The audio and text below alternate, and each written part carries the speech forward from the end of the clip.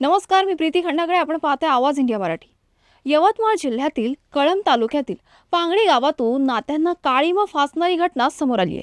इथे कथित अनैतिक संबंधांमध्ये पती अडथळा ठरत असल्याने पत्नीने आपल्या प्रियकरासोबत मिळून त्याला विजेचा करंट देऊन ठार मारण्याचा प्रयत्न केल्याचा प्रकार उघड झालाय.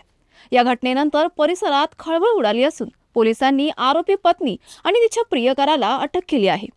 जखमी गजानन मोरे यांनी पोलिसांकडे दिलेल्या तक्रारीत सांगितले की त्यांच्या पत्नीचे गावातीलच विष्णू कडू आत्राम याच्यासोबत कथित अवैध संबंध होते.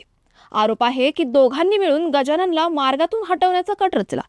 तक्रारीनुसार 3 मेच्या रात्री सुमारे 2 वाजता गजानन मोरे आपल्या घरात झोपलेले होते. त्यावेळी त्यांच्या पत्नीने विजेच्या वायरला ॲल्युमिनियम तार जोडून त्यांना करंट दिला. अचानक जोरदार झटका बसल्याने गजानन यांची झोप उडाली. या घटनेत त्यांच्या दोन्ही हातांच्या वरच्या भागाला भाजल्याने दुखापत झाली. घटनेची माहिती मिळताच वडगाव जंगल पोलीस घटनास्थळी पोहोचले आणि घरातून विजेची वायर तसेच ॲल्युमिनियम तार जप्त केली.